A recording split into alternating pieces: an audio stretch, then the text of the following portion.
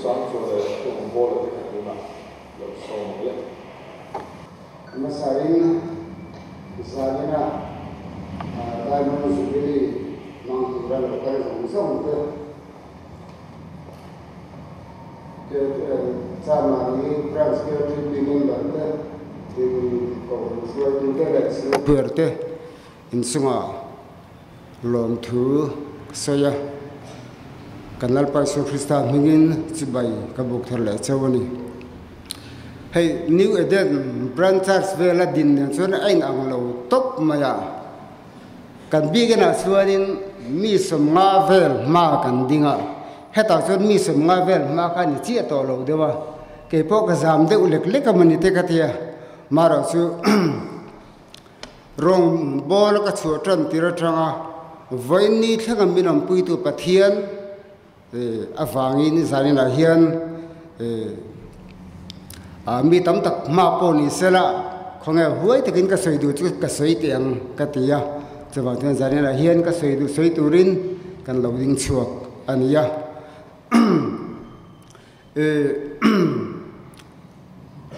Amasain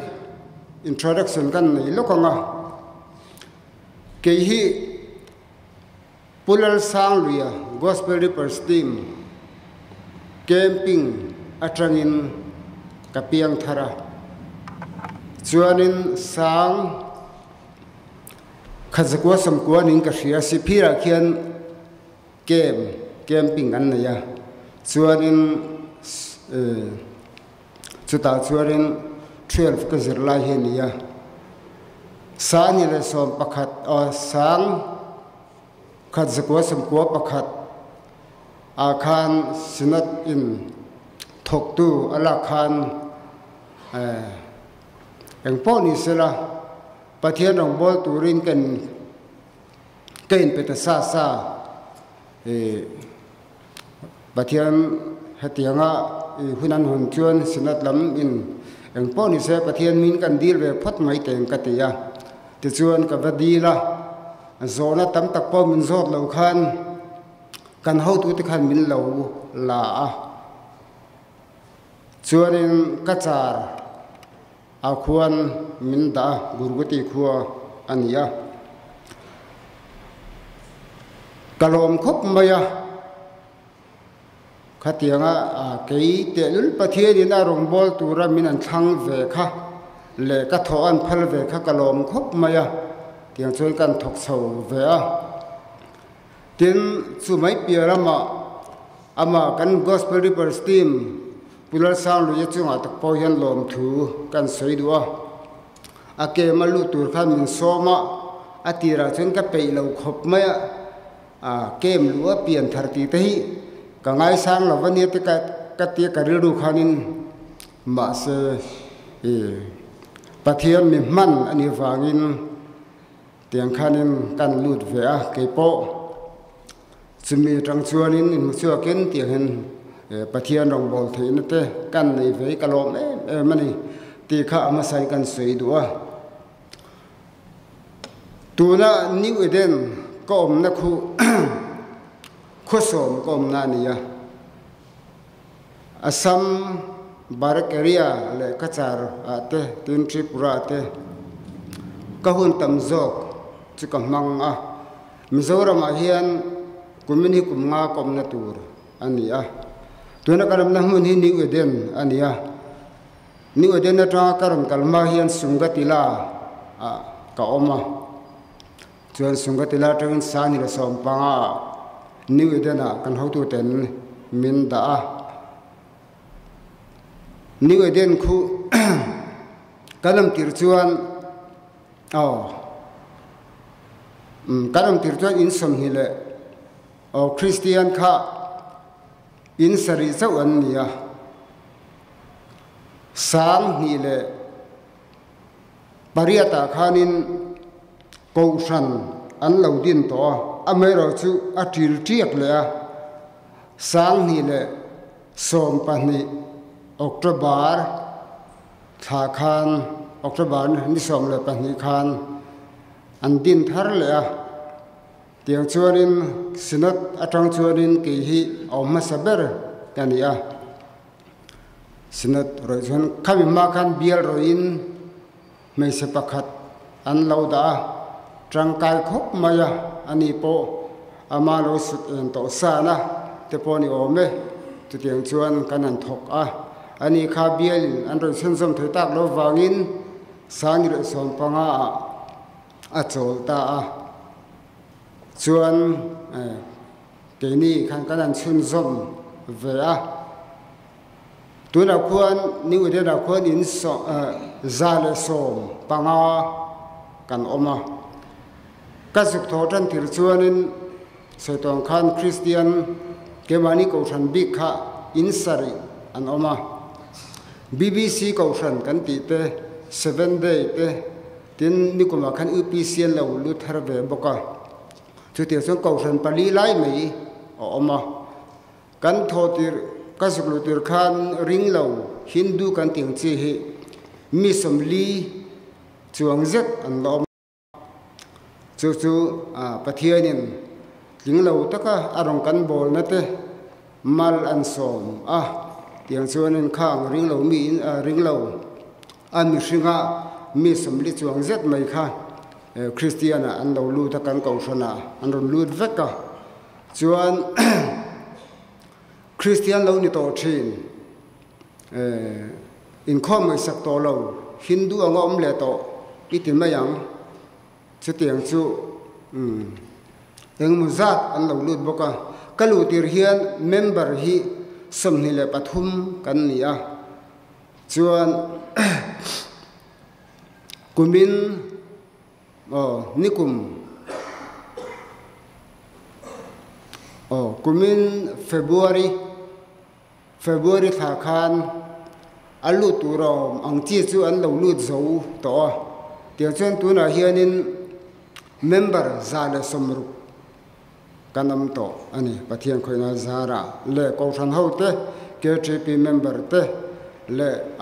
thian dom tak tak min lo tong trai sak tu te tong trai na pathian ni mal soma chu tiang chuan member kan pung chho ven ya amero chu kan biak en ku kan du tok lo le mai tu na khu chuan kan biak en khu mi som nga vel len theina ni ya kan biak en masa kha tuidam ko thani min saka ka soi phel deu no ya tuidam pastor bial chung o mani ya kan pastor hi pastor kedar dar than mo ya pastor fel tak mai ni ya chuan tuidam ko than min sakha tuna kan mission hun khu atira chuan tlang ania kan sunat lamin sikul din atita ka wang khan chumitlang chu kan rota chamari KTP te po anron uak kema anron uak kemna zara latin republic veng chung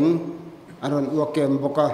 chung anron pek nan hana zara te chuan tuna khuan mission hun nuam tak mai kan na ya tiang chuanin ma kanan la chowa sikul a oma sikul khu tuna khuan KG1 la KG2 an kalpui me ka school na pang som level an na ya kumira hian mi class ron hon beldona admission po an la meka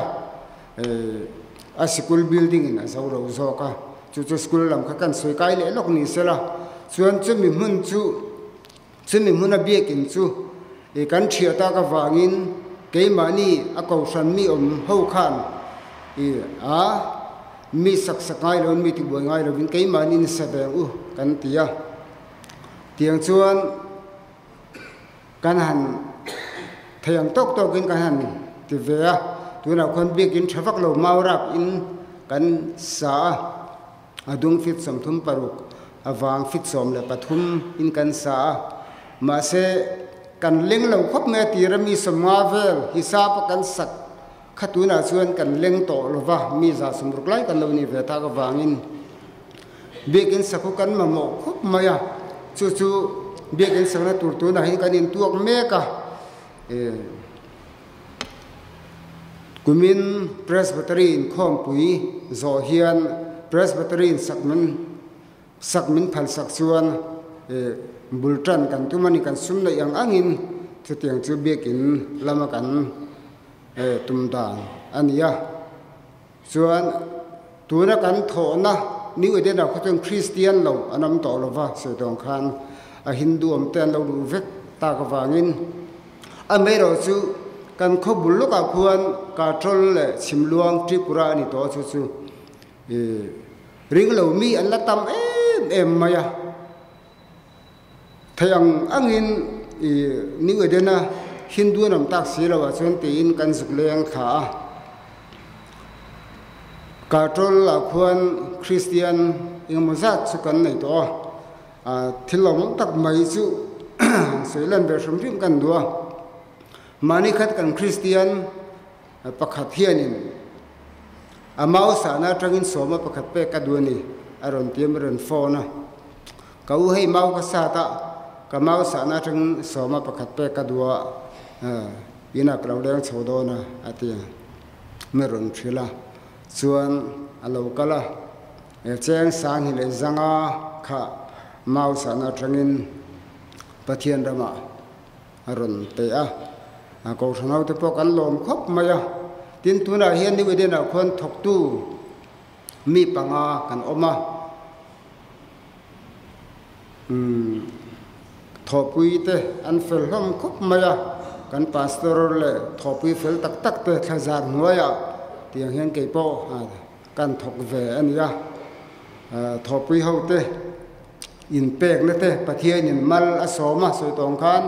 ko than ho trong trai na te ke GP member trong trai na te le tin tha le zuan in pek na te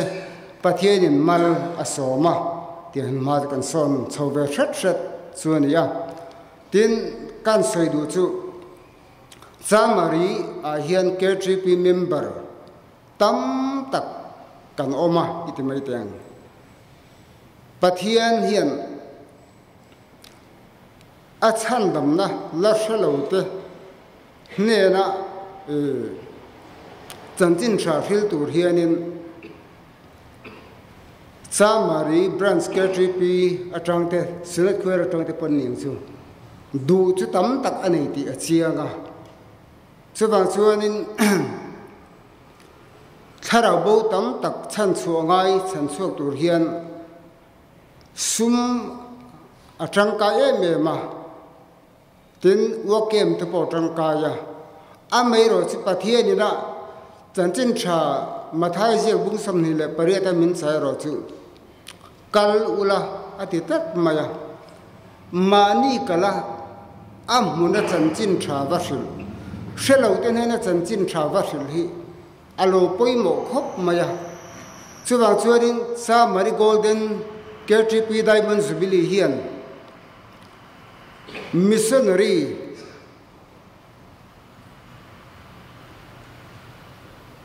diamond jubilee kan mang hian missionary ra chu sela kadu mani vai khachu kan soile lokanga kadli chera tangin lala bazar azinga kein ka pheya chuda chen musulman pakhathianin mirum ko ba flat to ko tang hian master ron tia mirum ko ba engeni ya kati loading lokte kamamoli tuk chete chuanin ka loadinga kalau ngaka kabimul sei tak mai hinia chuanin asoita isu inti hi mana mi pakhatin achanchin min shila chiang lo de bin shia chien ka chak le to ka min shil te ti tai thulok te ngati chuanin kong sira chen kan thuta a khati layak vai trong ka duang ka lo thiam lo khachu karil ruhian nali to ka apoi ka ti boxi ka duang kha vai bazar nan chu duang chen kan mang maya mar chu pathian thu sei nan em chuanin ka thiam na kha lo tle mang reng khop maya chan dam na thu tak tak le lali suam mai na thu tak tak kan sei tur chuan ka vai trong thiam khan lo dei chi arwa chuwa chuan Chanmari Branch KTP chunga hian mi thiam tak tak pathian ina amman du te in tam ang ti karingani chuwangin he diamond jubilee kan mang hian pathian tan in pengam min ra chua pui sela ti ka du mani tin khulaya chau ni lo mamo tu hi an tam li tu kani kei ngei po hi tuna khuta niu dena om ka tho pui te le ke ni te po khung kan sevel mi te khuan an khua evangelist ti charang te om tur hianin min ko ani ma se kanin dei lawa ke ni po tu tiang chen thok tu mamo aw ngoi hi tam takan om chuwang chuan pathian hianin thu mai emo engani kan sum le pai mai emo hi adu tok to lova an ni hela kala an bula va thut chila ammangai na thu va thil hi min du berani te zari na hin ka soi du ni tia sum kan the chu mai te hi a poi mo le tu atang kai em ma se chu ti lai kan soi du chu an bula kan thua hindu an nia ringlo an nia pathian mai na kan an soya voi ni voi thum kan soi na ten enga man ngai lo min thil su kan ngai thape lo an ti mai ma se kan kal le kan soi le voi mo za kan soi nu chuan alo ni mo an ti nge lali su an rin huni awm nge chu bang chuan sarina hian ataka vakal chil le bahil chil ai le om huna ta kan lo tho hi chu tlem chun adang de emani chu o kati chu bang chuanin KTP member te ke mani theina te kan rin na te kan in pek na te kan thira ni mai thei ma se mo si ka pathian ni tir don khan athil ti theina kha a chua ma khan mang mai lo faro ma chau ni va man ni pathian khan mo si man khan chuwa chen ke ni po hi helaya kan in sitan mai thei ke po hi vani theng hian pathian hian in ringlo mi te na chan chin tha ka hil hian min la phat san ngai lo tin kan thu sei po hi a thon to phina chan tir ngai lo chuwa chen zarina hian KTP member du om tak tak te pathian in adu ngoi te hi mani lam in labin pathian chakna ring turin lalpa ta in pengam u ti kha kan sei du bakani lalpan report kan tek tele kan sei te kan tamal min som sakro se